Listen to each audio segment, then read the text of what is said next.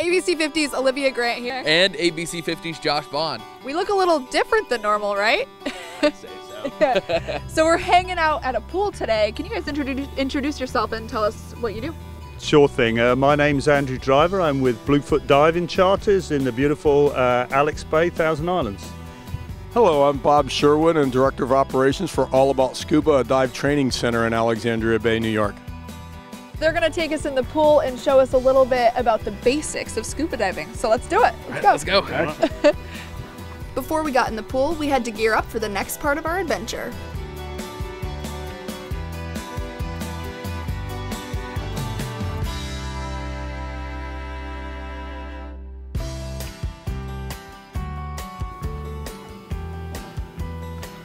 Perfect fit. Awesome. Yay! What we're going to do is we're going to give you guys your first experience breathing underwater. Okay. So what we're going to do is we're going to have you take your regulator. Okay. Place this in your mouth. Right? So take a nice deep breath in. I'm going to hold the mic for you. Take a nice deep breath in and a nice deep breath out, nice and comfortable. All right, you might want to pinch your nose for a second and then just take your face and put it gently down in the water while you're breathing. Just go ahead and kneel down. There you go, right there. Just breathe in, breathe out, breathe in, breathe out, and that's it. You get to repeat as necessary. Oh, that's really cool. It's never had to breathe underwater before. What'd you think, Josh? I thought it was fun. It's a different sensation. It's just like breathing. After our test run to learn all the safety basics, we tried it for real. Right, we're going to let gas out of that DC. Kneel down. Okay, and lay right down the bottom, facing each other.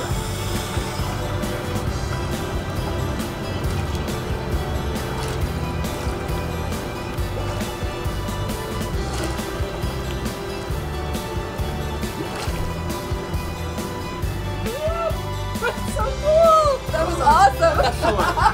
That was so much fun! Yes! It was a different sensation because you don't think you can breathe underwater like that, but it's really cool. Yeah, It's a totally new experience. Like we were talking about earlier. Since when can we breathe underwater? I'm not a fish. Yeah, I mean, that's what people think. They got some disconnect. They think, oh, I can't breathe underwater, but Right. it breathes really easy. And we have the perfect area to do it, right? Yeah. Not quite in a pool, but we have a beautiful river. We do. We have some of the best freshwater diving in the world right here. It's fabulous. You guys are naturals. You did a great job. Oh, yay! Thanks Excellent. for teaching us. You're a great teacher. Anytime. Hey, you ready to try this out in the real world? Let's do it. Head out to the beautiful St. Lawrence River? Let's do it. Sounds good. Let's go. Excellent.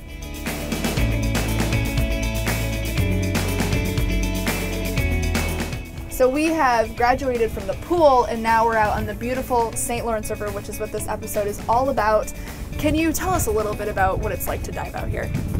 Well, I moved up here from New York 10 years ago because I came here to dive myself, bring students.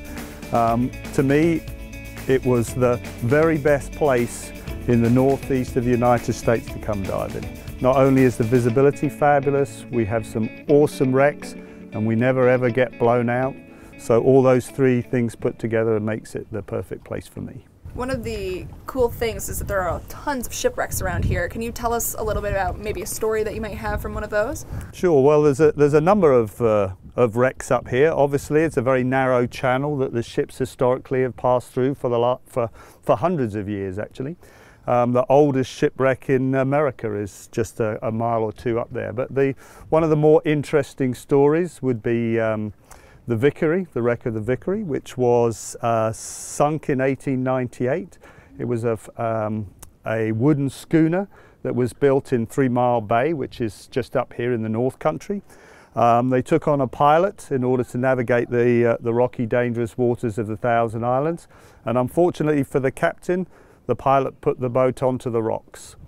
The ship went down, but before it went down, the captain rushed downstairs. He grabbed a gun to bring it up and kill the pilot because he'd sunk his ship and ruined his life. But thankfully for both the pilot and for the captain, the first mate on board was the captain's brother, who took the gun and threw it over the side and saved the life probably of the captain and the pilot. And we actually have a couple of good shore dives too. So it's not restricted entirely as much as I want everybody to come on Bluefoot diving charters. There are a couple of great shore dives. You know, again, everything is close by, it doesn't take long to get to. One in particular that has a wreck immediately off the shore in 25 to 50 feet of water. So it's a good place to start and build your way up towards maybe the Jodery eventually. If someone's a first timer like me, Sure. what advice do you have for them as they start diving, or how can they start? The most important thing about that is getting really good quality training and education. The whole aspect of the sport is supposed to be fun and enjoyable, so getting really good training and being comfortable is the key to having a lot of fun. So I guess we're gonna go right in the river now. We're going We in. started at the pool, and now it's time to go in. That's right. Let's do it. Let's go. All right, let's do this. Pool's open. What's your favorite part about being in this area? I think the diversity of the area is my favorite part. I've traveled all over the world, and this is the most wonderful place on the planet, to me. So there's got a lot of diversity with a lot of opportunity to do a lot of different things in one place. Just the visuals in every direction. I mean, and the different parts of the Thousand Islands are very different. There's not a day that I come out here and I don't look at it and go, wow, what a beautiful place.